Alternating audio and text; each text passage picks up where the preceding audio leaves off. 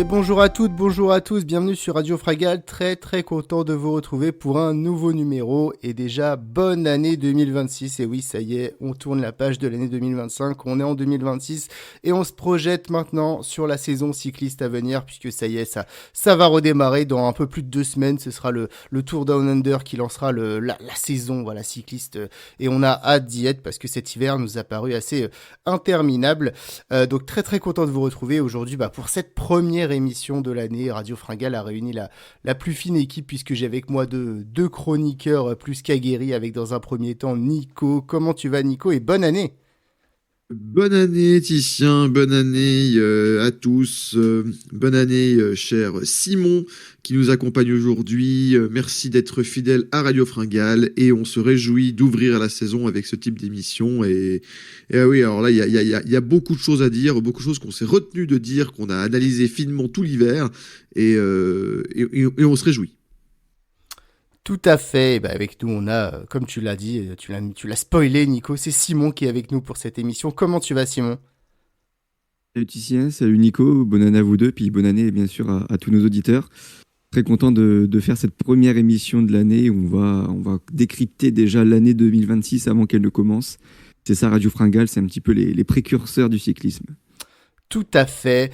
Moi, je vous avoue, les gars, que je suis un peu comme un fou. C'est une des saisons où l'intersaison m'a paru la plus interminable. Alors même si, étant fan de cyclocross, je me régale en ce moment. On a une belle période. Les 10 derniers jours ont été hyper chargés. Mais vu la saison 2025 qu'on a eue, vu les promesses qui sont attendues de grandes batailles avec les programmes des coureurs qui ont été dévoilés en 2026, toutes les pépites qu'on a maintenant, ces jeunes qui vont arriver sur le circuit World Tour, qui ont déjà commencé à émerger l'année dernière, et puis nos Français, on a vu qu'on était un peu dans une année de transition l'année dernière, mais avec plein de pépites françaises qui arrivent, franchement, moi j'ai un peu la hype, j'ai vraiment hâte que cette saison elle reprenne. Nico, toi aussi, t'es un peu dans les starting blocks. Totalement, et on va particulièrement en parler aujourd'hui. C'est vrai que on a une transition et ça va être particulièrement intéressant. Il y a beaucoup de choses à dire et je pense que Simon est particulièrement hypé sur certains points également. Ouais, Oui, Simon. carrément sur plein de courses, on est un petit peu dans la décision, que ce soit encore les objectifs éternels de Pogacar, que ce soit les nouveaux coureurs qui vont jouer les classements généraux sur les grands tours, les nouveaux coureurs dans les nouvelles équipes. Donc il y a plein de choses intéressantes qui vont tout de suite nous exciter. Bon, j'espère que voilà, Pogacar va pas tout de suite nous décevoir en gagnant tout et en tuant le suspense. Mais en tout cas, à l'aube de cette saison, on est très content d'être là. Tout à fait. Alors, petit aparté, si vous nous découvrez pour cette première émission de l'année 2026, activez la cloche pour vous abonner à Radio Fringale parce qu'il va y avoir beaucoup d'émissions, effectivement. Alors, vous le savez, chaque année, on démarre traditionnellement avec notre émission Mercato. On analyse les principaux transferts qui ont agité la sphère cycliste, chez les hommes et puis on fera la même chose chez les femmes. Et cette année, Radio Fringale monte en puissance et va vous proposer encore plus puisque c'est pas une seule émission Mercato qu'on va vous faire, mais je sais même pas combien on va vous en faire. On va vous en faire pendant 8. tout le mois de janvier. Voilà, exactement comme l'a dit Nico, 8. Alors on va pas faire toutes les équipes du World Tour ou même de deuxième division parce que ça ferait trop d'émissions tout simplement, mais on va prendre les équipes où il y a eu les plus gros transferts de l'intersaison. Voilà, on va analyser à la fois ce Mercato des équipes et puis on va se projeter sur leur saison. Est-ce que ce Mercato va permettre aux équipes de briller ou à contrario est-ce qu'elles vont un petit peu galérer? Et on va commencer ces émissions Mercato avec forcément l'équipe qui monte en puissance et qui a sûrement fait le plus gros marché des transferts de l'intersaison. C'est évidemment la Red Bull Bora Hansgrohe avec l'arrivée du champion olympique et champion du monde du contre-la-montre Remco Evenepoel. Donc voilà, première émission Mercato dédiée à la Red Bull Bora Hansgrohe. On va analyser leur saison passée, on va analyser les transferts de cette intersaison et puis on va se projeter sur l'avenir de cette équipe pendant cette saison 2026. Est-ce que vous êtes chaud, les gars? Oui, on est prêt. Très chaud. Il y a beaucoup de choses à dire. Écoutez, commençons donc avec cette preview de l'équipe Red Bull Bora Hansgrohe 2026, donc qui va entamer sa deuxième saison pleine, on va dire, sous les couleurs de Red Bull, puisque certes le sponsor est arrivé à l'été 2024, mais c'est vraiment l'année dernière qu'ils ont commencé à faire leur première saison pleine, et ça tombe bien parce que Avant qu'on parle même des transferts qu'il y a eu à l'intersaison, je voudrais un petit peu qu'on analyse et que vous donniez votre note chacun de la performance de l'équipe Red Bull Bora Hansgrohe sur l'année 2025 par rapport notamment à vos attendus. Est-ce que ça a été une bonne saison? Est-ce que ça n'a pas été une bonne saison? On se souvient qu'on en avait parlé, hein, Simon, on avait fait ensemble l'émission des transferts la dernière en disant que c'était peut-être le plus gros mercato de 2025 puisqu'il y avait eu énormément d'arrivées. Maintenant, un an après, et au moment où on démarrait cette saison 2026, et peut-être je vais te laisser commencer du coup Simon, puisque voilà, je t'ai introduit là-dessus. Quelle note tu mettrais à la saison de la Red Bull Bora Hansgrohe 2025 et pourquoi? En fait, on a eu à la fois des belles surprises, notamment la confirmation de Lipovic, plus que la confirmation même. Confirmation de Pellizzari aussi, qui sur les grands tours montre de belles choses. Dans une moindre mesure, Roglic et Hindley ont fait leur saison. Mais c'est vrai qu'il y a aussi d'un côté beaucoup de déceptions. On a parlé des classiques, Laurens Pitty, bon, Lascano, on sait ensuite pourquoi. Daniel Martinez, Finn Fisher Black, Maxime Van Gils. Donc ça fait quand même beaucoup aussi de flops, entre guillemets. Mais bon, il y a eu beaucoup de places d'honneur sur les courses par étapes, 5 podiums au total. Un succès en Catalogne pour Roglic. Donc, est-ce que c'est un bon bilan? Oui, étant donné peut-être qu'on est à l'époque des Vingegaard et Pogacar. Mais d'un côté, il y a quand même eu assez peu de réussite sur les classiques au global. Un seul podium à San Sébastien. Donc, bon, on va dire que c'est une saison correcte. Mais au vu de l'effectif du nombre de potentiels leaders, je ne vais pas mettre une note trop élevée. Moi, j'ai mis 6,5 sur 10. Très bien. Nico, à ton tour. C'est une saison très bizarre de la Red Bull. Comme tu l'as dit, on avait des attentes, des grosses attentes, notamment avec l'arrivée de Tonton, un pôle classique qui s'est monté et qui était ambitieux. Et finalement, ça a un peu fait pchit. Alors moi, je vais être un peu plus sévère que Simon. Je vais mettre du 5 sur 10. Pourtant, vous connaissez mon amour pour Giulio Pellizzari et pour certains coureurs qu'il y a dans cette équipe-là. Mais quand on a des attentes, c'est un peu compliqué. Donc, je vais mettre une saison mid. 5 sur 10, surtout qu'en plus, moi, au-delà des résultats, moi, ce que j'ai pas aimé du tout d'un point de vue suiveur, en tout cas en termes de signes, on va dire, avant-coureurs qui vraiment me faisaient peur, c'est toutes les rumeurs sur les méthodes d'entraînement, le staff. En fait, chacun fait un peu son petit truc de chaque côté. Il n'y a pas vraiment de travail spécifique en équipe. Chacun garde des habitudes. Alors, quand c'est des coureurs qui travaillent de la même façon depuis des années, comme par exemple Primož Roglic, qui est un vétéran, ça peut se comprendre. Quand on essaie de monter un pôle avec des jeunes coureurs qui ont envie de passer un cap et tout, c'est un peu compliqué. Et j'attends de voir comment ça va se passer cette année, parce que beaucoup de coureurs ont dit on n'est pas on n'est pas autant suivi que dans d'autres équipes. Au niveau du staff, c'est un peu le bazar. Et on va en parler avec l'arrivée d'un des plus gros coureurs du peloton qui a lui aussi un staff spécifique, une préparation spécifique et ce genre de choses.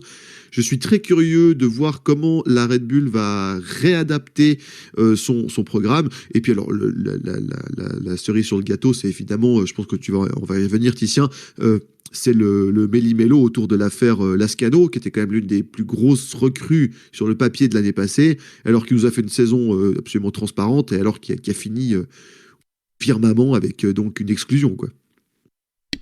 Tout à fait. Moi, je vous trouve très très généreux dans vos notes. Pour moi, ce sera un 3 sur 10, les gars. Alors, on est d'accord, hein, c'est parle pas bien, de hein. Red Bull Bora Hansgrohe, une des équipes avec le plus gros budget. Il y a 2 satisfactions pour moi. Évidemment, Florian Lipovic, 3e du Tour de France, qui avait montré des choses en 2024 et qui a complètement confirmé en termes de régularité et de performance en 2025. Évidemment, Giulio Pellizzari, 6e du Giro, 6e, il me semble, de la Vuelta, vainqueur d'étape sur la Vuelta, voilà, 2 grands tours à 21 ans et 2 top 10, plus une victoire d'étape, c'est très très prometteur, voilà. Derrière, Le reste, c'est pas bien, hein. il y a un C'est mec pas bien. qui a fait une saison à son niveau, qui est Jay Hindley, voilà, qui fait 4e de la Vuelta, qui montre qu'il est encore une valeur sur des grands tours, mais il n'a pas non plus surperformé, quoi. Il était à son niveau. Derrière, pour moi, il n'y a rien. Primož Roglic, c'est quand même une déception. On part avec un Tour de Catalogne et rien d'autre. Voilà, donc c'est quand même très très décevant. Il rate son Giro. Sur le Tour de France, il est un peu en électron libre, tu comprends pas trop ce qu'il fait. Et puis derrière, il y a rien qui a marché. Le pôle de classique, que ce soit sur les Ardennaises avec Maxime Van Gils, énorme shit. Alors effectivement, il y a des chutes, tout ça, mais à la fin, le résultat comptable est hyper décevant. Le pôle des Flandriennes, peut-être qu'il faut pas en parler. Hein. Laurence Pitty, qu'on annonçait allait tout casser, on l'a pas vu. Le sprint, je sais pas combien de cartons jaunes a eu Danny Van Poppel en 2025, mais honnêtement, c'est un des seuls coureurs à avoir eu un carton rouge, il me semble. Donc moi j'ai un peu envie qu'il se calme surtout, enfin en tout cas quand je vois cette saison. Ils ont des petites pépites comme Alexander Rajek, comme Emile Herzog qui peinent quand même à confirmer. Donc, et puis je parlerai pas de la saison d'Alexander Vlasov qui est censé être un des cadors du peloton, qui a jamais su élever son niveau dans l'année et qui a rien fait quoi. Donc à la fin, oui, y a des top 10 sur les 3 grands tours, il y a un podium sur le Tour de France, mais on parle encore une fois de la Red Bull Bora Hansgrohe. Donc pour moi, c'est une saison ultra décevante en vue du mercato ultra prometteur. Et j'ai pas mentionné, comme vous l'avez fait, le cas Oyer Lascano, voilà, qui est assez incompréhensible. Donc non, par rapport aux attentes, moi je suis peut-être très sévère, mais je suis également très déçu par ce qu'a produit cette équipe. Toujours est-il que voilà, je pense que tous les trois on est d'accord qu'il y avait d'énormes attentes et il y avait finalement un mercato assez incroyable, et à la fin on est quand même assez il y a quand même certaines désillusions. Au niveau des satisfactions, Tissier, on peut quand même noter la pas si mauvaise saison pour une première chez Red Bull de Finn Fischer-Black. Je trouve qu'il s'est plutôt bien montré et qui a pas fait des énormes résultats, mais c'était pas on se demandait comment ça allait se passer avec son départ du AE, et en fait Finn Fischer-Black, ça s'est pas si mal passé la transition bizarrement, et il est encore jeune, donc à voir. Ouais, bon, ça reste. Et puis Samuel Sford, qui remporte 3 étapes autour d'un Ender et qui ensuite, on ne sait pas s'il a encore fait le reste de la saison, parce qu'on l'a pas vu, je crois. Donc non, il y a quand même beaucoup de choses ils auront du mal, franchement, à faire une saison moins bonne que cette année. Je vous propose tout de suite que du coup on enchaîne, et bah voilà, Red Bull a été très très actif sur le mercato 2025-2026, et c'est ce que vous allez voir à l'écran. Donc je vous mets le tableau avec les arrivées et les départs. Les arrivées, il y en a 9, donc voilà, avec des coureurs d'expérience comme Mattia Cataneo, comme Gianni Vermeersch pour les classiques, Arnaud Marit le sprinter, quelques équipiers, un jeune très très prometteur comme Adrien Bouachy qui est très très fort en VTT, et puis surtout voilà, malgré tout, ces transferts sont un peu éclipsés par celui de Remco Evenepoel, que beaucoup qualifient de transfert du siècle. Alors on parlera plus précisément de Remco Evenepoel un peu plus tard, mais c'est quand même le plus gros transfert, je pense, de l'intersaison. Et si on regarde les départs à côté, voilà, donc forcément il y a Lascano qui fait plus partie de l'équipe. Derrière, on perd un Samuel Sword, voilà, qui fait un bon tour down under, mais qu'on voit plus trop de la saison. Et puis des coureurs que je trouve, vous allez me dire ce que vous en pensez, un peu décevants en tout cas sur cette année 2025, comme Sobrero, comme Roger Adria et des équipiers. Donc, au vu de ces transferts, Simon, comment tu juges le mercato de la Red Bull 2025-2026 ? Est-ce que c'est un mercato auquel tu vas donner une bonne note ? Oui, parce que disons que ça a quand même encore pas mal bougé, comme l'année dernière, mais cette fois-ci, je trouve qu'en fait tous les départs ont été plus ou moins compensés. C'est-à-dire que Adria et Sobrero, on va dire que c'est quand même des gros départs. Parce que Sobrero, il fait quand même 3e du Tour de Pologne, je crois. Donc il a quand même fait une petite perte dans la saison. Adria, c'était un petit peu moins bien, mais ça restait quand même des coureurs intéressants. Et je trouve qu'en fait, ils ont plus ou moins été remplacés. Alors les profils ne sont pas exactement les mêmes, mais par Vermeersch et Cataneo, qui sont des coureurs d'expérience sur qui on peut compter. Et notamment Cataneo, il me semble qu'il était dans la même équipe que Remco l'année dernière, donc ça peut être un point d'appui aussi pour lui. Et puis derrière, c'est beaucoup de jeunes, Tuchel et Thornley, des coureurs qui étaient dans l'équipe réserve, hein, je crois l'année dernière, qui sont plutôt prometteurs. Et puis Arne-Marit, c'est un sprinter, donc ça remplace Welsford, hein, numériquement, puis même en qualité, je pense que ils perdent pas trop, mais ils gagnent pas trop au change non plus. Donc voilà, puis le reste, c'est des équipiers, certes jeunes, qui peuvent progresser, mais ça reste des équipiers qui finalement remplacent les équipiers qui s'en vont. Donc pour moi, ils ont, à part Remco Evenepoel, qui évidemment a un transfert XXL, le reste, ils ont été plutôt intelligents dans le sens où ils ont remplacé quasiment chaque départ par un profil similaire ou une expérience similaire. Donc moi, je vais être encore assez gentil, je vais mettre 8 sur 10. Merci. Nico, est-ce que tu es plutôt d'accord avec Simon ? Plutôt d'accord. À signaler, je sais pas si on a la durée. Moi, il me semble qu'on l'a pas vu, mais dans les éléments du mercato de cet automne, la prolongation sur le long terme de Lipovic, c'était attendu, mais on n'a pas les détails du contrat. En tout cas, moi, je les ai pas vus fuiter. Mais par contre, Lipovic, donc ça, c'est aussi une bonne nouvelle quelque part. Hein. Tu gardes tes jeunes talents 2027. prometteurs.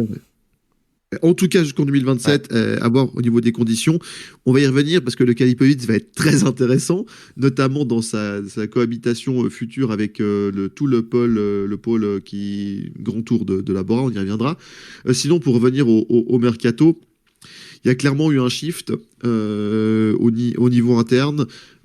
Ils ont fait de la place, notamment, moi j'ai quand même remarqué quelque chose, c'est qu'il y a pas mal dans les départs, il y a pas mal de rouleurs, Sobrero, Ryan Mullen, etc. Et en fait, je pense que on l'a entendu, mais Remco va venir avec une bonne partie de son staff, notamment sur les contre-la-montre, et dont va profiter tout le reste de l'équipe. Et donc c'est vrai que des gros spécialistes du contre-la-montre qui avaient aussi leur façon de bosser, etc., ils se sont dit, bon, c'est un peu moins... au terme de partage d'expérience, en termes de retour matériel, c'est peut-être un peu moins important. Donc c'est vrai que c'est des coureurs qui ont un peu perdu de la valeur, surtout qu'en plus, tu l'as dit, Titien, ils n'ont pas forcément fait des super saisons.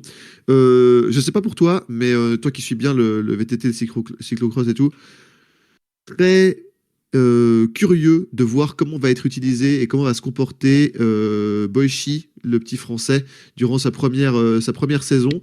Parce que quand on regarde, oui, il y a des jeunes talents clairement à la Red Bull, mais enfin, c'est pas comme UAE, d'autres équipes où ils ramènent chaque année plein de gamins on en reviendra dans d'autres émissions, de 18-19 ans et tout. Et là, c'est vrai que c'est un peu alors c'est pas la seule, mais c'est l'une des seules vraiment pépites jeunes qu'ils ont ramené cette année. Et très curieux de voir dans une équipe qui essaie d'arriver à maturité avec des coureurs plutôt aux alentours de 23, 25, 26, 27 ans, plus des vétérans dont on a déjà parlé, hein, Cataneo, Roglic et compagnie. Je me suis très curieux comment va se débrouiller le Français dans une équipe où il y a pas beaucoup d'autres Français. D'ailleurs, je crois que c'est le seul Français de la Red Bull, Boichi. D'habitude, ce genre de coureur signe dans des équipes type française, Decathlon ou Groupama ou ce genre de choses. Donc moi, ça va être ma curiosité. J'attends pas grand-chose, mais ça va être ma curiosité de voir est-ce qu'on va le voir, sur quelle course il va être aligné, quel va être son programme, comment il va s'adapter, etc. Tout à fait. Juste, Simon avait mis 8 sur 10. Toi, je sais pas si t'as pas donné une note, Nico. Je donne une note de 7 sur 10. Parce que je trouve que, oui, on a fait beaucoup avec Remco et compagnie, machin. J'attends de voir l'adaptation, comment certains coureurs vont s'adapter, qui va pouvoir se révéler et tout. Mais par contre, c'est clairement dans la continuité de ce que Red Bull essaie de faire dans les dernières années. Donc je dirais une note positive quand même, 7 sur 10. Ouais, bon, pour moi, ce sera très positif, au moins 8 ou 9 sur 10, hein, parce que choper Remco Evenepoel, c'est une folie. Je suis d'accord avec ce que tu dis, hein, sur les jeunes, faut pas oublier que Red Bull, ils ont quand même une équipe de jeunes, justement, et c'est peut-être une des plus grosses avec celle de la Conti, Oui. par exemple, Groupama. Et puis, Red Bull, ils ont quand même le champion du monde espoir dans leur équipe, Lorenzo Fin, qui lui, derrière, passera professionnel chez Red Bull en 2027 et est déjà sécurisé, il me semble, jusqu'en 2029. Donc, je vérifie, mais ouais, c'est 2028. Voilà, jusqu'à fin 2028, Lorenzo Fin. Donc, voilà, ils ont de quoi voir venir, mine de rien, avec leur équipe d'Evo, en faisant signer les jeunes derrière sur des contrats longue durée. Après, sur le mercato, vous avez un petit peu tout dit, hein. Finalement, le mercato est très centré sur les arrivées et très centré sur un homme, Remco Evenepoel. Derrière, on a des coureurs. Cataneo, c'était son fidèle lieutenant chez Soudal, donc forcément il vient un petit peu dans le package. Gianni Vermeersch, coureur d'expérience, qui va peut-être pouvoir aider justement les jeunes comme Laurens Pitty ou les frères Van Dijk à progresser sur les Flandriennes. Et puis derrière, voilà, ça va être plutôt des équipiers, Turnley, Tuckwell, qui étaient des bons équipiers là chez les rookies de Lorenzo Fin et qui passent chez les pros. Donc voilà, Arnaud Marit qui aura sûrement un rôle de poisson pilote, soit pour Danny Van Poppel qui sera sur le Giro, soit pour Jordi Meus. Donc voilà, après, c'est pas des gros noms, mais c'est un mercato cohérent. Une fois que tu as pris une star qui a dû te pomper un petit peu, même tout Red Bull que tu es, tout ton budget derrière. Ah oui. Voilà, finalement, rien que l'arrivée de Remco Evenepoel fait que le mercato est bon, surtout quand tu perds aucun de tes grands leaders. Alors oui, Sobrero, il fait deuxième du Tour de Pologne. C'est surtout un bon équipier avec Sobrero qu'on perd, je trouve, mais qui est compensé, à mon avis, par d'autres arrivées qui arrivent. Et puis Sobrero, mine de rien, j'ai l'impression qu'il avait atteint un plafond de verre depuis pas mal de temps. Adria, il fait quand même une saison décevante par rapport à la saison 2024. Et Welsford, je suis pas sûr que ce soit une vraie perte finalement, puisqu'il arrive à performer depuis 2 saisons uniquement sur son tour national. Lascano, voilà, bon, on n'a peut-être pas besoin d'en parler plus que ça. On n'avait pas le. Adrien est peut-être content de rentrer en Espagne. Hein. Exactement. Donc voilà, finalement, j'ai l'impression qu'ils perdent aucun coureur avec qui ça marchait bien, et ils arrivent avec le champion du monde, champion olympique, peut-être derrière Tadej Pogacar, le deuxième ou troisième meilleur coureur du monde, en tout cas le plus complet. Donc voilà, c'est un mercato totalement gagnant pour la Red Bull, mais c'est ce qu'on avait dit déjà l'année dernière, donc on va un peu regarder ça en détail. Messieurs, on va se pencher évidemment sur le transfert qui nous intéresse, et c'est pour ça qu'on fait cette émission, c'est que c'est la première de l'année, c'est parce que c'est le transfert de l'année. Geraint Thomas l'a qualifié de transfert du siècle, carrément le transfert de Remco Evenepoel qui passe du coup de Soudal Quick-Step, équipe chez qui il était depuis 2019, depuis ses débuts, donc de ses 6 années à la Soudal. Il arrive dans cette équipe Red Bull avec la ferme intention, comme il l'a affirmé pendant cette intersaison, de gagner à terme les 3 grands tours. Alors Simon, je me tourne vers toi. Moi, la question que j'ai, est-ce que tu considères que ce transfert est un transfert gagnant-gagnant à la fois pour Red Bull et puis à la fois pour Remco Evenepoel? Alors si on fait une première lecture un petit peu vraiment sans aller dans les détails, oui, c'est un transfert gagnant déjà pour Remco parce qu'il a autour de lui une équipe beaucoup plus solide normalement pour l'épauler sur les grands tours qui sont ses objectifs principaux et annoncés. Mais d'un côté, attention, ça a quand même un changement d'équipe. Première fois en carrière, on ne sait jamais ce qui peut se passer. Ça peut peut-être le perturber, même si on sait que c'est un grand champion. Il s'adapte très vite à beaucoup de situations, mais c'est jamais anodin. Et puis, alors je pense pas que son statut sera remis en cause parce qu'il est normalement au-dessus de tous les coureurs. Mais attention quand même, on en reparlera après, la cohabitation justement avec Lepovic, qui peut-être un petit peu l'embêter. Mais après, voilà, sur le papier, c'est un très bon transfert pour Remco parce qu'il est dans une équipe qui joue les courses qu'il vise, ce qui n'était pas le cas d'Assoudal, qui s'était un petit peu adapté sur le tas aux courses par étapes. Et puis, pour Bora, est-ce que c'est un transfert gagnant? Oui, déjà, de façon côté marketing, côté commercial, forcément, ça fait parler. Donc, pour le sponsor en lui-même, c'est une bonne chose. Après, pour le sportif, Remco peut faire passer un cap à cette équipe. Mais j'espère juste que cette arrivée va pas un petit peu brider la progression, justement, des autres jeunes, Lipovic, Pellizzari, qui étaient déjà un petit peu l'avenir, un peu l'après Roglic. Et finalement, on leur met dans les pattes un grand champion qui passe devant eux automatiquement du moment où il arrive.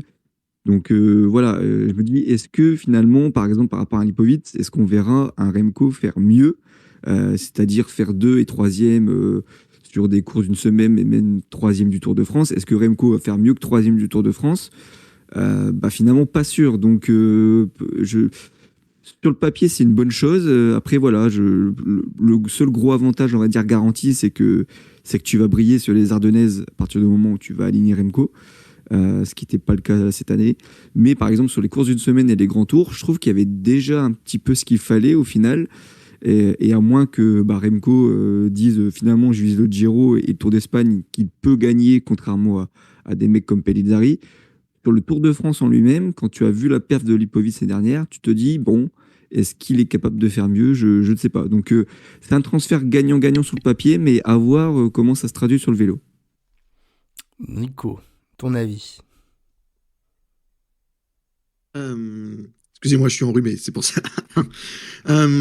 C'est la saison, on va dire. Oui, t'inquiète pas. Alors, ça change tout pour la Red Bull et surtout pour Remco. On a parlé beaucoup. Remco, c'est quelqu'un qui vient avec son staff. On l'a dit, c'est sa façon de bosser et effectivement, il vient pour plusieurs objectifs. Déjà, ça fait plaisir d'avoir un coureur qui dit ouvertement on verra si l'avenir lui donne raison, mais qui a dit ouvertement « Je viens pour taper Tadei ». Il sait dans ses objectifs, que ce soit sur les Ardennaises, sur les championnats mondiaux, ça concerne un peu moins la Red Bull là du coup, ou sur le Tour de France, il a dit moi je veux avoir une équipe pour pouvoir lutter avec la UAE parce que je veux taper le meilleur, et le meilleur, on le sait, c'est Tadei, en tout cas sur tous les terrains, à part le contre-la-montre, sur tous les terrains que chasse Remco. Donc il a une équipe à la hauteur de ses ambitions. On va reparler après du roster, de comment c'est, mais voilà, sur ces différentes courses, je trouve qu'il potentiellement, là à vérifier, mais potentiellement sur le pôle classique, les classiques de Remco, c'est-à-dire les Ardennaises, ou en tout cas les classiques avec des monts, avec des vallons, je trouve qu'il potentiellement il a une très très bonne équipe autour de lui, qui va en plus progresser, parce que l'année passée ils n'ont pas été très convaincants, donc à voir comment il s'en sort, et surtout sur les grands tours il rejoint l'une des 3 plus grosses écuries avec la Visma et avec UAE. Donc pour lui, j'ai envie de dire, si l'intégration de son staff et le programme, c'est tout bénéfice.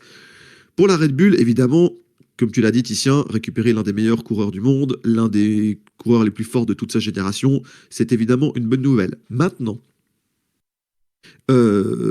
avoir au niveau de la cohabitation interne, et surtout l'enjeu pour Red Bull, notamment avec la signature de Remco, et que j'imagine sur le long terme,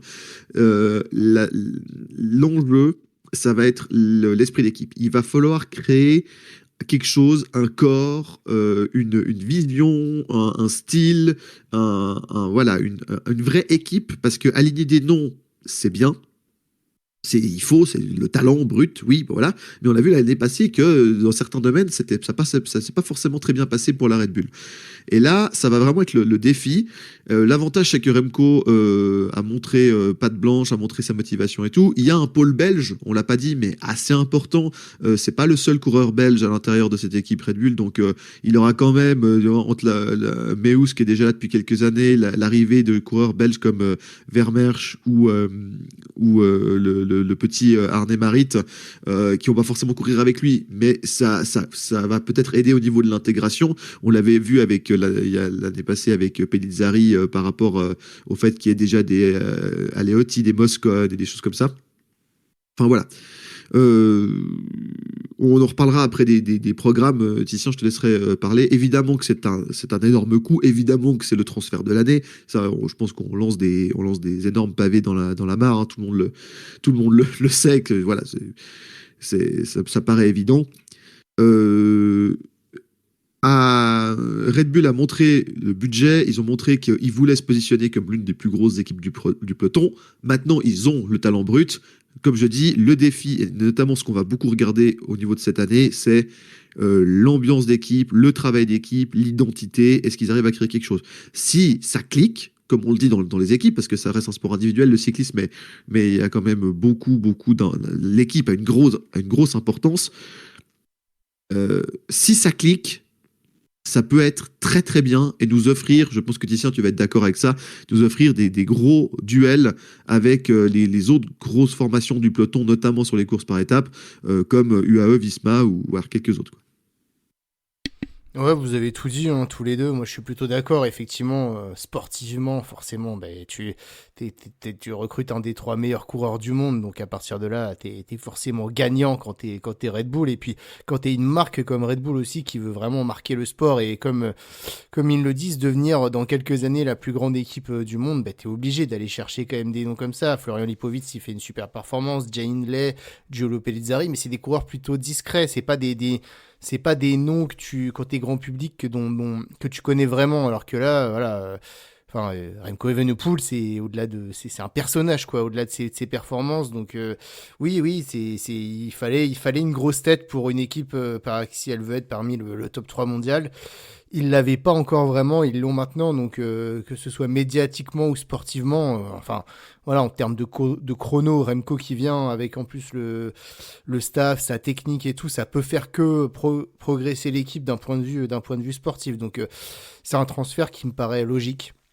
Et puis pour Remco Evenepoel, bah voilà, mais on le dit depuis plusieurs années, hein, que au bout d'un moment, il faut être dans une équipe qui a la culture des grands tours, et Red Bull a d'ailleurs beaucoup plus la culture des grands tours qu'une culture classique, c'est vrai, donc ça peut le faire progresser. Sur la partie classique, comme vous l'avez dit, bah voilà, aujourd'hui les classiques ardennaises, à part Van Gils, il n'y avait pas vraiment de coureur capable de briller. Van Gils, c'est pas une valeur sûre vu sa saison, tandis que Remco, voilà, il va beaucoup apporter là-dessus, donc il Ouais, progresse ça sur peut le être un bon chrono. lieutenant.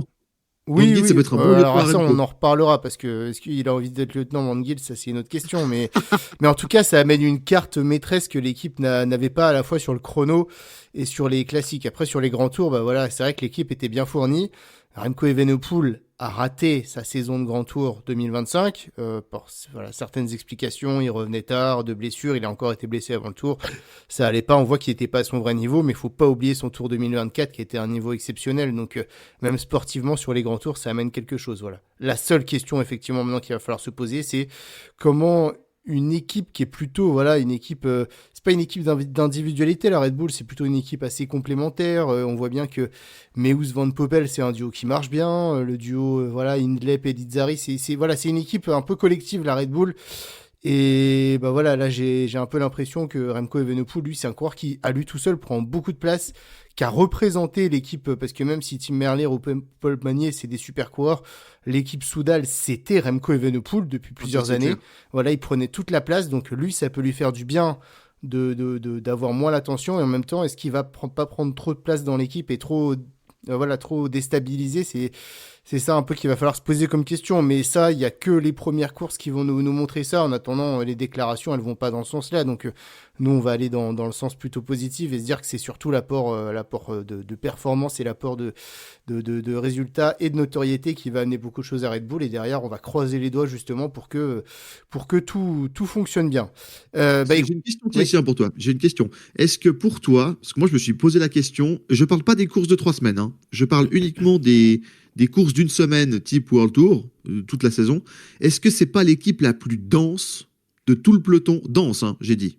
Je parle pas du meilleur Non. coureur. Non, parce L'équipe la plus que dense sur une semaine, sur les courses d'une semaine. oh, non, parce qu'ils ont beaucoup de coureurs. Tu vois, Inlep et Lizzari, pour moi, ça brillera pas sur les courses d'une semaine. C'est Ah, des mais il y a coureurs de Roglic grand sur les courses tour. d'une semaine, il est encore très fort. Ouais, Et Remco, c'est très fort sur les courses d'une semaine je aussi. sais pas. Et pareil, c'est une équipe, je trouve, Simon, je te laisserai rebondir là-dessus, qui a beaucoup de leaders. Et ça, on va en reparler après. Moi, c'est peut-être un petit peu ce qui me fait tiquer, c'est qu'on dit que Remco, il va être mieux entouré, etc. Mais quand je regarde aujourd'hui Valentin Paré-Peintre ou Landa, j'ai l'impression que c'était mieux que les lieutenants de Red Bull cette année, hein, quand on voit le niveau de Vlasov et Daniel Felipe Martinez. Et quand on regarde les programmes, on en parlera après. Je sais pas si tu penses, Simon, toi aussi, qu'il va être beaucoup mieux entouré en montagne, ou si finalement c'est un petit peu un leurre, parce que si tu regardes la densité derrière les leaders de chez Red Bull, j'ai pas l'impression, moi, que ce soit une équipe incroyable au niveau de la montagne, en termes d'équipiers. Ouais, c'est ça. En fait, il y a pas de mi-chemin entre équipier pur et leader. Il n'y a pas de mec catégorisé lieutenant. Alors, Inley peut-être le faire s'il fait un mauvais début de course, il peut un peu se transformer comme ça. Mais c'est vrai que c'est soit à Red Bull, c'est soit t'es leader, soit t'es simple équipier. T'as pas de mec sur qui tu peux compter. T'as pas de Sepp Kuss, par exemple, de coureur de ce style-là à la Red Bull. Donc c'est vrai que ça pourrait poser problème justement dans le sens où s'il y a deux leaders dans une équipe, mais que derrière il y a 6 équipiers, mais aucun qui est capable d'accompagner loin les deux leaders, bah, c'est là où ça pourrait un peu tourner au vinaigre si les deux leaders s'entendent pas. Donc oui, c'est vrai que c'est peut-être le seul profil qui leur manque vraiment pour être une top équipe sur les grands tours. Ouais, D'où l'importance de coureurs comme que l'on en avait parlé, c'est-à-dire soit des jeunes qui progressent, soit des coureurs comme Finn Fisher-Black.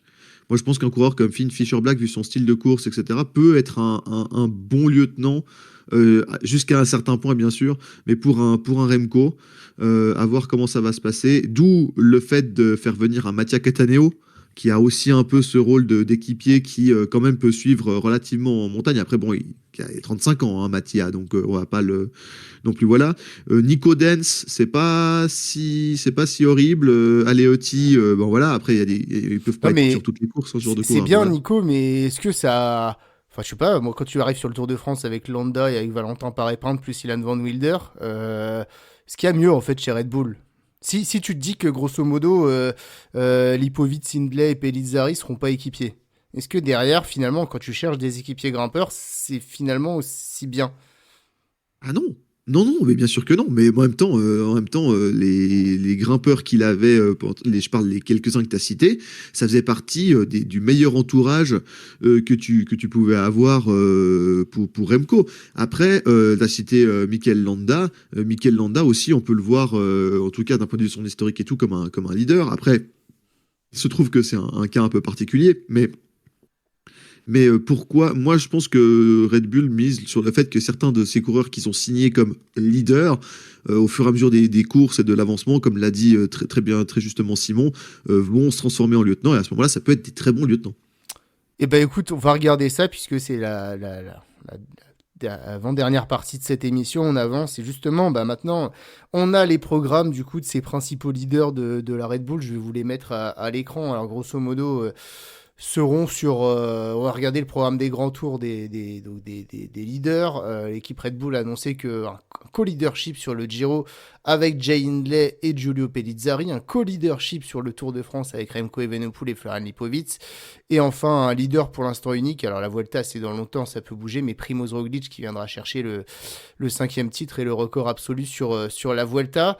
Quand vous voyez cette répartition et ces programmes, avant qu'on regarde les programmes détaillés de chacun, qu'est-ce que ça t'inspire, toi, Simon? Est-ce que tu t'attendais à ça? Oui, en fait, il n'y a rien qui me choque, étant donné le statut des coureurs. C'est-à-dire que les 2 meilleurs coureurs sont sur le Tour de France, les 3 autres sont sur les 2 autres grands tours. Roglic, c'est pour essayer de battre ce fameux record de succès sur la Vuelta, même si, à mon avis, ça commence à être un peu tard. On a vu qu'il avait quand même entamé sa baisse de régime, tonton Primoz, mais bon, on sait jamais. Il sera peut-être suppléé par un Hindley ou un Pellizzari, je pense, en fonction de la forme de l'un ou de l'autre. Sur le Giro, on a vu que Pellizzari, ça avait bien marché. Hindley un peu moins, mais il a quand même gagné le Giro par le passé, donc on sait que c'est une course qui peut lui convenir. Donc, de ce point de vue-là, ça ne me pose pas de problème. Là où, évidemment, il va y avoir débat, et je pense que vous serez d'accord avec moi, c'est évidemment Evenepoel, Lipowitz sur le Tour. 2 mecs capables de faire le podium, pas forcément capables de le gagner à l'heure d'aujourd'hui, selon moi. Donc, est-ce qu'ils vont pas se marcher dessus? C'est quand même toute la question, parce que Remco, on connaît son caractère. Donc, je pense que s'il y a un Lipowitz dans les pattes, je suis pas sûr qu'il apprécie beaucoup. Et puis, Lipowitz, il est quand même ambitieux. Hein. Il a un peu dit à Roglic, justement, sur le tour l'année dernière, écoute, papy, c'est mon tour maintenant. C'est moi le leader de la Red Bull. Donc, j'ai vraiment hâte de voir comment cette collaboration va se faire. Mais voilà, d'un côté, est-ce que l'équipe avait d'autres choix que de les mettre tous les 2 sur le tour? La réponse est non. Alors, on aurait pu dire oui, mais Lipowitz, il n'a pas encore gagné de grand tour. Est-ce qu'il n'aurait pas mieux fait de gagner le Giro, la Vuelta avant? Peut-être, mais quand tu fais 3e du tour, évidemment, tu as envie d'y retourner et tu as le droit d'y retourner. Puis Remco, c'est pareil. Ok, il n'a pas encore gagné le Giro, mais il a déjà gagné un grand tour. Donc finalement, le Tour de France, c'est un peu une évidence pour lui. Il veut battre Pogacar et il le battra sur le Tour, s'il doit le battre. Donc voilà, c'est un peu un dilemme, un peu insoluble, parce que les 2, je suis pas sûr que ça collabore très bien. Mais d'un côté, est-ce que tu pouvais les mettre autre part sur un autre grand tour? Pas sûr non plus. Nico, je sais pas, toi qui es un petit peu un ancien comme moi, est-ce que tu te souviens du Tour de France? C'est ce que tu vas dire, vas-y. Du Tour de France 2005, quand l'armada T-Mobile, le trident Clauden, Vinokourov, Ulrich était censé mettre à mal Armstrong, et que quand Vinokourov attaquait, c'était qui prenait en chasse? C'était Jan Ulrich, son propre équipier. Je sais pas si ça te rappelle des souvenirs, mais moi j'ai l'impression de pouvoir très vite faire le lien avec ce duo Evenepoel-Lipowitz. Non, franchement, est-ce que tu vois Evenepoel rouler pour Lipowitz et vice-versa? On a quand même du mal à le croire. Hein. Alors, ils vont clairement pas rouler l'un pour l'autre. Par contre, courir ensemble, je pense que... Alors, il y a le côté... Alors, le pire exemple, c'est effectivement la T-Mobile 2004-2005. Les deux Tours de France, ça, c'est une catastrophe. Mais d'ailleurs, c'est des Tours de France sur lesquels Jan Ullrich ne termine pas 2e, hein, je crois, contrairement à d'autres. Il termine sur des bien placés, mais voilà, on a des Basso, des gars comme ça. Par contre, l'exemple que je pense veut suivre la Red Bull, c'est celui de Roglic-Vingegaard en 2022. Je parle dans la première semaine, hein, pas à partir du moment où Vingegaard prend le pouvoir, où là c'est très différent.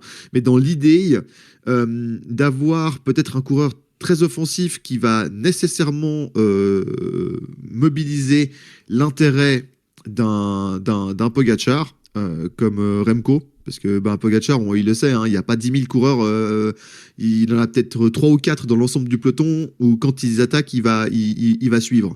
Le problème, c'est que je pense que le calcul, la Red Bull de ce point de vue-là est bon, enfin le pari potentiellement est bon, à voir si ça se court bien, parce qu'effectivement, l'exemple T-Mobile nous reste en tête. C'est que si tu affrontes, et Remco l'a vu avec notamment au championnat d'Europe, au championnat du monde, au Rwanda et au Tour de Lombardie, Lipovic a montré qu'il pouvait commencer à être au niveau. Ce que je veux dire, c'est que si tu affrontes Poggi au mieux de sa forme en 1 contre 1, t'es sûr de perdre. T'es sûr de perdre. T'as beau machin être très fort, etc. Donc, parce que même s'il a un coup de moins bien, t'arrives pas à le lâcher. Et s'il est en forme, là, il t'éclate et il te met 2 minutes. Donc, la stratégie de Red Bull, ça va être de dire, bon, quel est le seul moment où Poggi était plus ou moins en forme et qu'il a été battu? C'est quand on lui a forcé à faire des efforts supplémentaires et à faire des erreurs tactiques. Est-ce que ça va remarcher? On ne sait pas, c'est le pari que prend la Red Bull. C'est quand même une toute autre bestiole qu'en 2022, mais ils ont quand même dans l'idée de dire que si dans les grosses étapes de montagne, notamment sur le Tour de France, ils attaquent l'un après l'autre ou l'un jour après l'autre en espérant que les deux soient en forme, que ce soit Lipovic ou Remco, c'est des mecs que, entre guillemets, il n'y a que des gars du niveau de Poggi qui peuvent aller le chercher. Parce que t'as beau avoir des super coéquipiers, des Adam Yates, des machins comme ça, c'est pas facile de revenir sur un Lipovic qui attaque et un Remco qui attaque, et c'est des mecs qui ont un tempérament offensif, notamment en montagne. Surtout que Remco est quand même l'un des seuls coureurs au monde qui peut prendre du temps sur Tadej Pogacar dans les contre-la-montre. Pas beaucoup, mais on l'a quand même vu que Pogacar n'est pas en niveau de battre Remco Evenepoel. En même temps, on l'avait dit ici dans une émission, Remco fait partie des meilleurs rouleurs de l'histoire du cyclisme. Donc, c'est peut-être le calcul qu'ils se disent. Et que ce que je pense que Red Bull espère, c'est que dans un scénario idéal, j'ai bien dit scénario idéal, hein, j'ai pas dit que c'est ce qui allait se passer, scénario idéal où l'un des deux, plutôt Remco du coup, vu ses capacités en contre-la-montre et le fait que ce soit un bon puncher et compagnie, si un Remco se retrouve avec le maillot jaune, du coup, ça forcera, si Remco est en bonne position au niveau du classement général, et voilà, ça forcera un Lipovic à se mettre à son service. Le pire scénario, je pense que tu es d'accord, Titien, c'est si les deux ont déjà du retard et qu'ils courent absolument pas de manière intelligente en équipe et que ça finit par se prendre le chignon pour une 3e, une 4e, une 5e place ou des choses comme ça, et que ça collabore pas bien, chacun fait sa course de son côté et ça fait totalement upshit, un peu à l'image de la T-Mobile du milieu des années 2000. Ouais. Alors plusieurs choses dans ce que vous avez dit. Déjà, quand je regarde ce programme des leaders de Grand Tour, moi j'ai l'impression que c'est un programme où on gagnera rien. Sur le Giro, on dirait qu'une belle doublette, mais quand on entend les rumeurs de plus en plus insistantes que Vingegaard sera présent, que Joao Almeida sera présent avec son armada, on gagnera pas le Giro. Est-ce que ce serait pas l'année du premier podium de Pellizzari potentiellement? C'est peut-être ça qui vise. Peut-être ça qui vise. Mais on gagnera pas non plus le Tour de France, parce qu'il faut pas se leurrer, même avec une doublette aussi forte que ça, il y a on est en janvier, hein, il peut se passer des choses dans la saison, Tadej il peut être blessé aussi, donc voilà, mais si on part du principe que tout va se dérouler dans l'ordre, a priori on gagnera pas le Tour de France.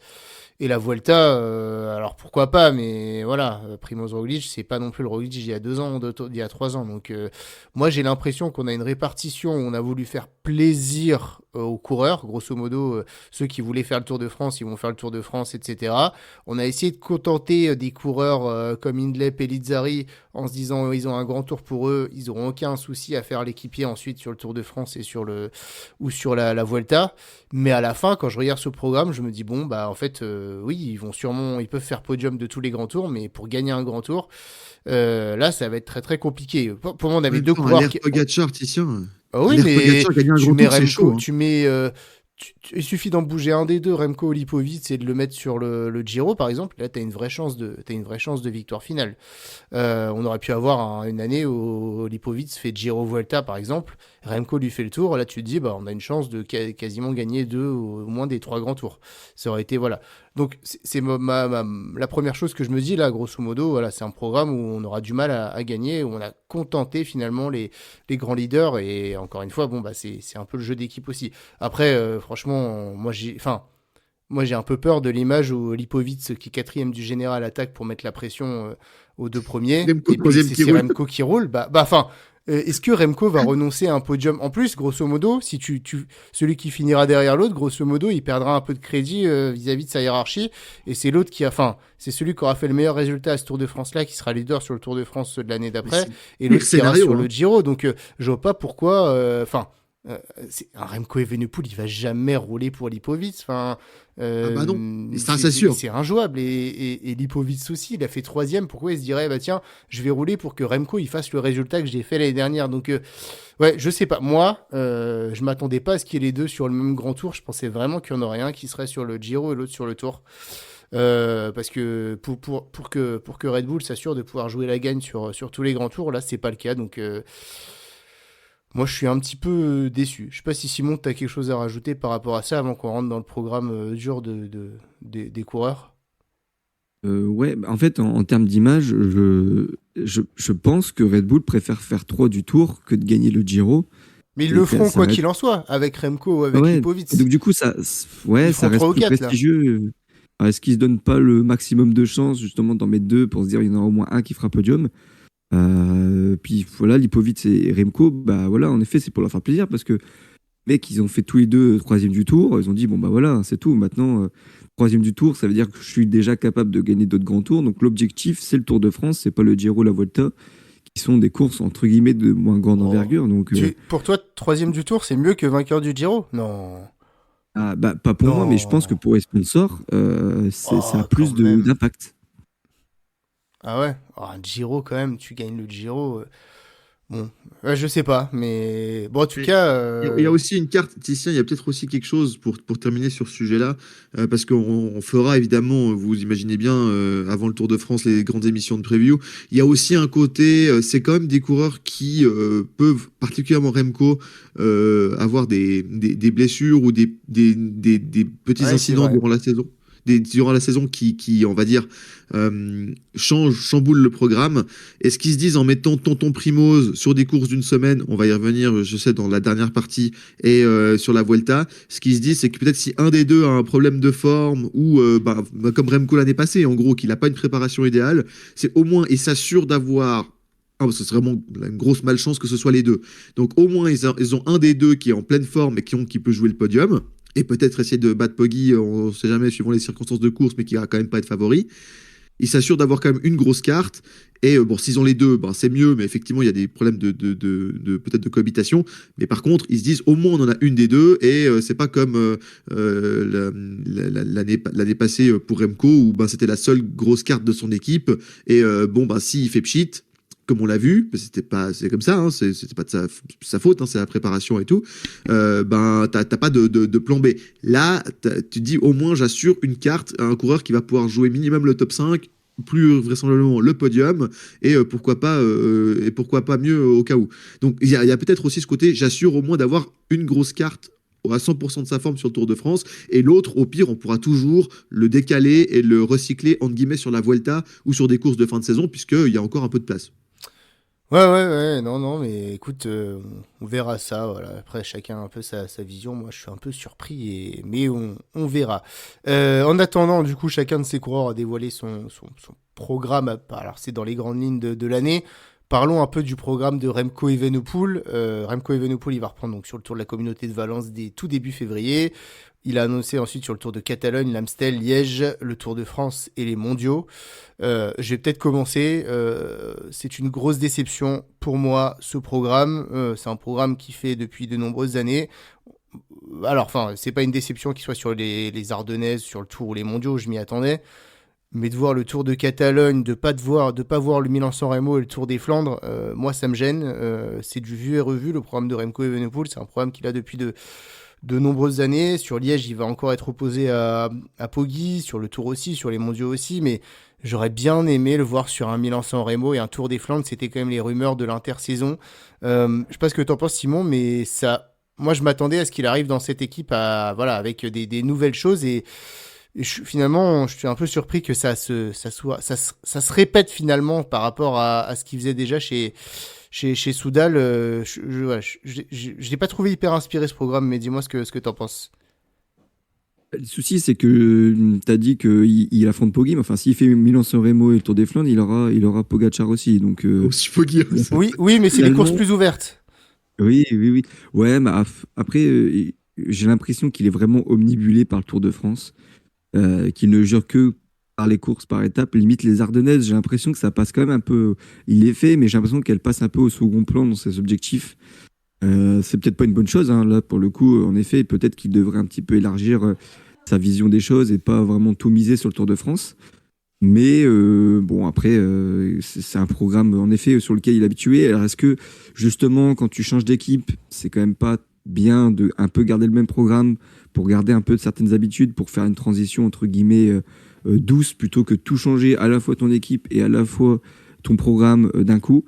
Voilà, moi ça me choque pas. Après, oui, il faudra qu'un jour il aille se frotter aux autres courses, mais on va dire que pour une saison chez Red Bull, sur laquelle aussi bah, il doit briller sur les Ardennaises parce que sa nouvelle équipe ne brillait pas forcément, il est un peu obligé d'y aller. Donc voilà, ça me choque pas. Alors, est-ce que c'est décevant? Oui, ça peut être décevant, mais je trouve qu'il y a une certaine logique quand même dans le fait de garder le même programme. Nico, t'es d'accord? Totalement d'accord avec Simon et je vais te dire pourquoi. Parce que, je suis d'accord avec vous deux, dans le sens où, effectivement, comme Titien, je peux être déçu et tout, mais en fait, il y a une logique imparable. C'est que quand tu changes d'équipe, un aussi gros transfert, c'est la première fois qu'il change d'équipe professionnelle, il a toujours été dans la même. Faut même se mettre dans la logique de dire, bon, le changement d'équipe, la première année notamment, sur un coureur aussi important, dont on connaît les performances, dont on connaît les attentes, il faut être capable de juger et de voir sur le long terme. Le but de Remco Evenepoel, c'est de gagner le Tour de France, notamment, et d'autres courses, mais pas cette année, bien sûr, il va essayer, mais de manière absolue, c'est-à-dire peut-être à 27, 28, 29 ans, ou machin, etc. Et a priori, à moins de nouveaux retournements de situation, ce sera avec la Red Bull. Or, pour être capable de juger et d'avoir un recul et de dire ça a bien fonctionné, ça a moins bien fonctionné, machin, etc. et de comparer, il faut pouvoir comparer ce qui est comparable. Et donc il faut avoir un même programme. Si tout d'un coup il change d'équipe, qu'il annonce ses objectifs, mais en même temps qu'il chamboule totalement son programme, si ça foire ou s'il y a des choses à améliorer, ce qui est possible, hein, quand tu arrives dans une nouvelle équipe, il y a pas mal de réglages, de petits détails à changer, peut-être de façon de voir, de façon de faire. Comment tu peux avoir une bonne analyse si t'as pas la bonne comparaison? Et c'est exactement c'est pour ça que je suis d'accord avec Simon. Si imaginons, il fait un totalement autre programme. Il décide, je m'intéresse à d'autres classiques, à d'autres courses d'une semaine, ou alors, comme tu l'avais dit, hein, pourquoi pas, je vais sur un Giro, puis après j'essaie de doubler avec le Tour de France ou comme ça, parce que c'est peut-être plus ouvert, peut-être que j'ai plus de chances de le gagner, comme tu l'as dit.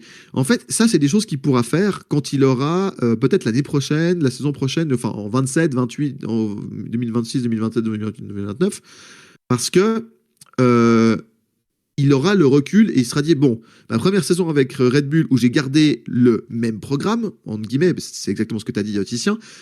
Ben, du coup, on a pu régler, voilà, et on a pu comparer. Et du coup, on peut savoir où est-ce qu'on peut s'améliorer. Si il y a un totalement autre programme, on n'a pas de bonne comparaison, et du coup c'est difficile de savoir est-ce que c'est le changement d'équipe qui a fait les modifications de résultats ou de puissance ou de watts, ou est-ce que c'est le changement de programme, il y a déjà suffisamment de choses qui ont changé pour se dire, bon, on va garder un programme, entre guillemets, ou conservateur, où on a des références, on sait qu'on peut jouer la gagne, je connais mes watts, je connais mes références, je connais mon niveau de forme à ce moment-là de l'année, voilà.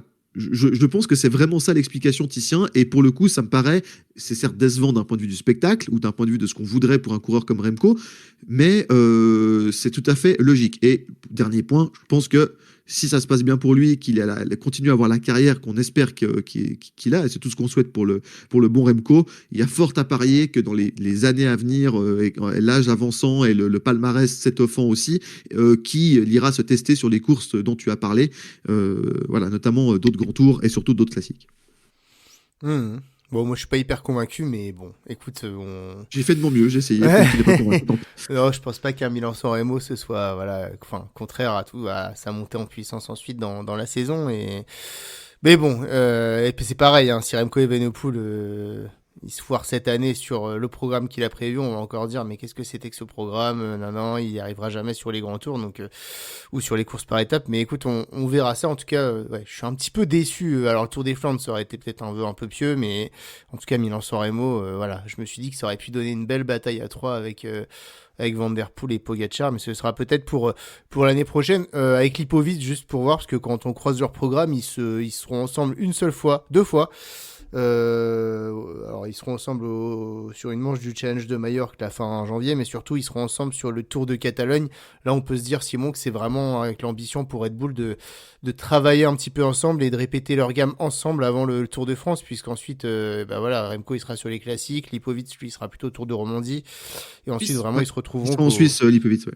Oui, voilà. Donc effectivement, et ensuite je crois que Remco sera au Dauphiné et Lipovic soit sur le Tour de Suisse, soit sur le Tour de Slovénie, mais voilà, pas sûr qu'ils se recroisent après le Tour de Catalogne. En tout cas, Tour de Catalogne qui va être très montagneux, 3 étapes de montagne. Simon, là on est vraiment sur une répétition pour les deux coureurs de comment on peut travailler ensemble. Ouais, répétition, même un gros test, hein, parce que si ça se passe bien, tant mieux, mais si ça se passe mal, j'ai hâte de voir comment ils vont débarquer sur le Tour de France, parce que s'ils se tapent déjà dessus sur le Tour de Catalogne, sur le Tour de France, ça pourra être que pire. Donc oui, c'est bien évidemment qu'ils se testent. Après, une seule fois, finalement, c'est presque trop peu. Si tu veux vraiment former un vrai duo soudé, etc., est-ce qu'il n'aurait pas fallu qu'ils en fassent au moins 2 ou 3 ? Là, c'est vraiment le test, mais disons qu'il n'y a pas de confirmation du test. Donc, je suis un petit peu sceptique sur le fait qu'ils courent qu'une seule fois ensemble avant le Tour de France. Nico, toi aussi, ça te laisse un peu dubitatif Non, mais moi je pense que l'un des deals pour faire signer Remco, c'est que pour que le transfert se fasse, c'est que Remco choisisse son programme. Et donc, à partir du moment où tu garantis plus ou moins implicitement, parce que tu peux pas forcément le mettre dans le contrat, quoique, mais moi je l'ai pas lu le contrat, donc voilà. Mais si tu le mets implicitement que en fait Remco va pouvoir faire à peu près ce qu'il a, que oui, alors tu es très content, on l'a signé à Red Bull Bora, sur plusieurs années, on est content, mais que du coup il va pouvoir choisir son programme. Moi, tu peux pas lui dire ouais, ce serait bien que tu ailles sur le Tour de Romandie, en fait, après le Liège, les classiques ardennaises, parce que faudrait avec non, tu vois.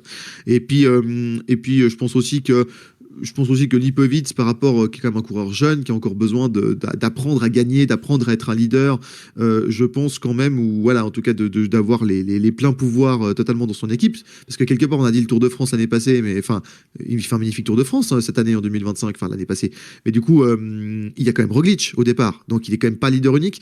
Le fait de pas avoir constamment Remco sur des courses sur lesquelles il chasse sur le même terrain, c'est déjà pas mal. On lui a dit bon, tu verras en Catalogne, voilà, on verra le niveau de forme de Remco. Si ça se trouve, tu pourras jouer ta carte, voilà. Mais je pense qu'il faut aussi lui laisser pas mal de liberté. Et moi, je considère qu'entre Remco qui choisit son programme et Lipovic qui a besoin d'être vraiment le leader unique sur pas mal de courses en projection du Tour de France et des saisons à venir, en fait, c'est très bien qu'il soit sur des courses différentes, hein. De toute façon, on l'a dit dans cette preview durant cette émission. Sur le Tour de France, c'est le niveau de forme qui va déterminer la hiérarchie au bout d'un moment. Et je pense que Red Bull, s'ils sont compétents, de nouveau, je parle des rumeurs de 2025 sur le staff, les problèmes de forme au début de saison, les consignes et tout. Si le staff de Red Bull se remet à l'endroit et est compétent, je pense qu'ils le savent. Donc... Tout à fait. Dernier programme, celui de Primoz Roglic, Tirreno Adriatico, Tour du Pays Basque, Romandie, Vuelta. Alors lui, il est tranquille, hein. Il n'est pas dans ces histoires de double leadership. Primoz Roglic, il va pouvoir se faire plaisir sur les courses d'une semaine et sur la Vuelta. On a l'impression que finalement, l'année dernière, il a été un peu forcé dans son programme d'aller sur le Giro, puis sur le Tour de France. Il n'a pas pu faire la Vuelta. Là, est-ce qu'on va avoir 6 mois après Primoz Roglic libéré? Est-ce que tu penses que ça peut l'aider à garder encore un bon niveau une année de plus? Et est-ce qu'il peut encore faire alors on n'a pas les programmes de tout le monde, mais est-ce qu'il peut faire une razzia sur toutes ces courses jusqu'à la Vuelta? Razzia, je ne sais pas, parce que, comme je l'ai dit tout à l'heure, moi j'ai quand même l'impression qu'il a entamé son déclin la saison dernière. Mais après, pour le coup, le fait d'axer vraiment son programme sur les courses d'une semaine, je trouve que c'est bien, parce que il peut quand même au moins en gagner une, peut-être plus que sur une course de 3 semaines comme la Volta, où là je pense vraiment que ça serait un peu compliqué. Après, voilà, par exemple, même Tirreno, ah oui, si, en fait, il a déjà tout gagné. Donc, c'est ça aussi, je me pose la question, il y avait pas une course par étape qu'il n'avait pas encore gagnée. Parce que, Bon, bon, là, je me dis, ouais, c'est. le Tour de Suisse, il l'a jamais gagné.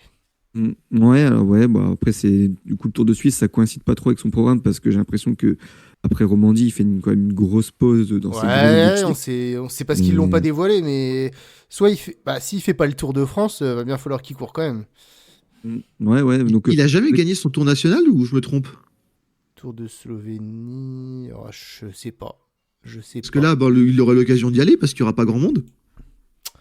C'est ouais, possible. Après, est-ce que ça après, l'intéresse? Ça, c'est une autre ouais, question. c'est ça. Ah, et il est slovène quand même. Ouais, Pour le ouais. symbole. Pour le symbole, je Bah, sais pas. entre Enfin, ça et le Tour de Suisse, je pense qu'il préférait gagner la dernière course World Tour qu'il a pas mais gagné. le Tour de Suisse, ça va être compliqué cette année. Oui, Ouais, oui, c'est vrai que ça gagner le Ça Tour va de être Suisse. compliqué de le Oui, gagner. c'est vrai que j'ai oublié il y avait un certain Slovène un autre Slovène qui serait présent sur le Tour de Suisse, donc effectivement, ça va pas être Euh, simple. pareil ouais, sur bah, le, après, pareil sur pour le moi, c'est Romandie. Hein. c'est des courses où justement, il y aura pas Pogacar à part Romandie. Et Tirreno et Pays-Bas, je crois qu'il n'y a pas Pogacar. Donc Ah là, bah, pour le coup, Tirreno il y et Pays aura. Basque, oui, il est chez lui, Voilà. Roglic, là-bas. Il les a déjà Ouais, gagnés plusieurs fois. ouais, c'est ça. Donc je me dis, bon, est-ce qu'il veut pas juste étoffer son palmarès sur les courses qu'il a déjà gagnées, qui sait qu'il a les capacités, que le parcours lui convient bien. Voilà, je pense que il est dans une optique maintenant d'ajouter des lignes à son palmarès avant qu'il soit trop tard, en fait. Tout à fait. Les gars, pour conclure cette émission, je vais vous inviter un petit peu à vous projeter sur cette saison. Et on est très fort pour ça chez Radio Fringale, hein, pour donner un petit peu nos attentes, nos prédictions de la saison. Nico, je Tu vais te voulais pas laisser. m'entendre dire que, tu voulais pas m'entendre dire que je pense que Tonton Primoz, il va faire une super saison. Bah écoute, tu vas pouvoir dire ce que tu veux. Ah bah si, pardon, t'as pas parlé de Roglic. Vas-y, donne ton avis sur le programme de Roglic. Moi, je pense qu'il va faire une super saison. Pour une simple bonne raison, c'est que, effectivement, alors je suis d'accord avec Simon, je pense il est en déclin. Moi, je pense que Tonton Primoz, il a un programme qui lui correspond tout à fait. Que, ben, avec son âge, il a aussi besoin d'un peut-être un peu moins courir, ou en tout cas d'un peu plus choisir ses objectifs. Il peut pas être comme il y a quelques années, fort des premières courses enfin, à la Poggi, quoi, enfin, quand t'es dans ton prime. Donc, il a besoin de plus choisir ses objectifs. Et je pense qu'il va y courir une course, notamment la Vuelta, qu'il a très envie de courir. Est-ce qu'il va tout gagner? Je pense pas. Mais je pense qu'il va faire une super saison et qu'il y aura encore des lignes à son palmarès. Je ne peux pas vous dire lesquelles, hein, voilà. Mais qu'il y aura encore des lignes à son palmarès à la fin de l'année et que on va se retourner, on va dire ah ben finalement, Tonton Primoz, il a été solide, il fait partie des 10 meilleurs coureurs du monde sur des courses par étapes, etc., etc., etc. Et non, moi je pense que c'est un très bon programme pour lui et surtout je pense qu'il veut s'amuser dans sa carrière. On l'a vu l'année passée sur le Tour de France. Primoz, il veut aller sur des courses dans lesquelles il a du plaisir. Son palmarès, il a déjà fait, à part malheureusement ce Tour de France, mais enfin 2020 existe, donc bon, tant pis. Mais son palmarès est déjà fait et qu'il a envie de s'amuser. C'est pour ça que je dis pourquoi pas, après le Romandie, et pourquoi pas aller sur le Tour de Slovénie. Je serais pas étonné, pas forcément, bah oui, pour le gagner bien sûr, mais au moins pour s'amuser. Donc ouais, c'était la petite Tonton Primoz. Je pense que c'est surtout une question de morale et que là, au niveau moral, ben peut-être c'est un programme qui lui correspond mieux et qui va se faire plaisir. Voilà. Tout à fait. Bah Nico, tant que t'es lancé, vas-y, sors-nous ta boule de Madame Irma. Oula. Et dis-nous un petit peu ce qui va se passer, comment tu prédis un petit peu la saison de la Red Bull Gros. Est-ce que déjà ça va être une saison plus réussie que la saison 2025? Et ensuite, quel résultat tu vois arriver pour l'équipe? Je pense que ça va être un peu plus réussi que 2025, mais comme toi, je ne vois aucune victoire a priori en grand tour. Ma grosse cote, même si le parcours, on l'a dit, il est catastrophique. J'étais pas dans cette émission, mais j'ai pleuré des larmes de tout mon corps en vous écoutant. Mais je pense que le Giro, potentiellement, peut être le premier vrai gros top 5, voire j'espère podium de Pellizzari. Donc peut-être que la grosse cote, effectivement, c'est pas de victoire, mais podium sur les 3 grands tours avec un Pellizzari, un Remco ou un Lipovic sur le Tour de France et pourquoi pas un Primoz sur la Vuelta. Peut-être qu'ils vont faire podium sur les 3 grands tours, mais par contre la grosse cote, et comme tu l'as peut-être dit, c'est que malheureusement ils n'en gagnent aucun. Et ça c'est ce que je crains malheureusement. Et après pour le pôle classique, oh, c'est tellement difficile. Bah, est-ce que la vraie question pour le pôle classique, tu as dit, est-ce que au niveau Madame Irma, est-ce que Laurent Spiti peut faire pire qu'en 2025? compliqué. Allez, plusieurs top 5 sur la plupart des grandes classiques, et en espérant une meilleure saison de Laurence Pitty et de Maxime Van Gils, pour le coup, pour aider. Et c'est une grosse cote parce qu'ils sont pas un pôle de classique si performant, si impressionnant que ça. Donc, mais je crois on l'ajoute Gianni Vermeersch. Donc pourquoi pas pas mal de top 5 sur les monuments. Est-ce que je dis top 5 sur tous les monuments? Non, parce qu'il y a Milan-San Remo. Donc, pas de victoire sur un monument. Pas de Remco à Liège ou au Lombardie. Bah, le problème, c'est qu'il y a Poggi. C'est toujours la même chose. Liège et Lombardie, c'est tellement. Enfin, Liège et Lombardie, si Poggi est en forme, c'est Poggi qui gagne. Donc, c'est triste, hein, mais c'est comme ça. Alors, après, s'il n'y a pas Poggi, comme on l'a vu à Liège quand Remco a gagné, alors là, Remco a toutes ses chances, hein, ça c'est sûr. Mais s'il y a Poggi, voilà, donc c'est un peu le problème. Et par contre, moi, à part Milan-San Remo, je vois un top 5 sur les 4 autres monuments. Ok. Ouais. Ok. Et juste parce que tu disais qu'il y aurait podium sur les 3 grands tours, donc je suppose qu'il y aura podium sur le Tour de France. Est-ce que ça veut dire qu'il y aura 2 coureurs sur le podium de la Red Bull? Est-ce qu'il y en aura qu'un seul? Qui Au ça va moins être? un. Ah bah oui, mais là faut te mouiller parce que bon, ils Oh. sont. Non mais en vrai, t'as bien une petite idée à l'instant T qui te paraît le plus fort, qui te paraît le mieux armé pour faire le meilleur résultat sur ce Tour de France finalement. Je vais dire Remco. Parce que, comme a dit Simon, pour 2 arguments. Déjà, un, parce que Simon l'a dit, il peut pas se rater. C'est la grosse signature. Il a affiché des ambitions. Et s'il se rate, on va vraiment commencer à parler. Et on sera là pour faire le débrief de cette émission en disant: ah bah oui, bah c'est Fernand Lipovic, il a terminé 6 places devant Remco. Et voilà, bon, bref. Donc ça va faire causer. Et on sera là pour en parler sur Radio Fringale. Donc je vais dire Remco. Et en plus, deuxième argument, le parcours lui convient relativement bien. Il y a pas mal d'étapes vallonnées au début, on l'a dit. Il y a un chrono qui est relativement plat quand même. Donc c'est pas mal d'arguments qui font que c'est comme des terrains sur lesquels il est meilleur que Lipovic, même si potentiellement en haute montagne, il est moins fort que Lipovic. Mais voilà, donc c'est pour ça que je vais dire Remco parce qu'il peut pas vraiment se rater. Il a de la pression. Si je me trompe, on sera là pour en reparler, bien évidemment. Et puis sur la Vuelta, j'ai dit Roglic. Simon, quelle va être la saison de la Red Bull en 2026? Au début, j'ai cru que Nico avait piqué mon script parce que j'avais dit aussi pas de victoire en grand tour. Par contre, premier podium pour Pellizzari sur le Giro. Donc, on est d'accord sur ce point. Après, ma grosse cote, ça pourrait être finalement, oui, podium sur le tour. Bon, pas de victoire, mais podium. Et podium pour les deux, c'est-à-dire Remco 2, Lipovic 3 ou l'inverse, hein, vous choisissez. Je pense que c'est déjà une assez grosse cote. Et en fait, le jeu d'équipe, il va pas faire déjouer Pogacar, mais il va faire déjouer Vingegaard, si Vingegaard vient. Voilà, c'est un peu ma grosse cote. Après, derrière, sur les courses par étapes, au moins autant de podiums sur les courses d'une semaine. Parce que Lipovic, il fait podium sur Paris-Nice, sur le Dauphiné. Je sais plus, il y a le Tour de Catalogne pour Roglic. Donc voilà, il y avait eu 5 podiums. J'en espère au moins autant au vu de la densité des leaders. Et justement, il y en a un en plus. Et peut-être plus de victoires parce qu'il n'y avait eu qu'un succès au final au général. Évidemment, il y aura sûrement du mieux sur les Ardennaises avec Remco. Amstel et Liège, alors est-ce que ça va gagner? Malheureusement, oui. S'il y a Pogacar, ça peut être compliqué, mais je pense que le podium, c'est largement jouable. Après, les Flandriennes, oui, on peut espérer Pitty faire des top 10. Par contre, j'irai pas jusqu'à dire qu'il y aura top 5 ou podium sur tous les monuments parce que pour moi, les 2 monuments flandriens, il y aura pas de Red Bull dans le top 5, au mieux top 10.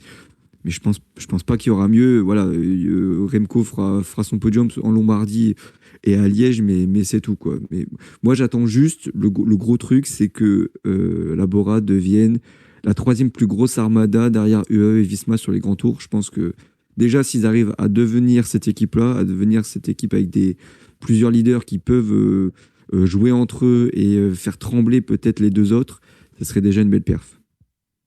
Moi, Gianni Vermeersch top 5 sur Roubaix, j'y crois. C'est peut-être la meilleure carte finalement. On sait jamais. Non, je pense que ça va être une très très grosse équipe cette année. Je pense qu'il y aura podium sur le Giro.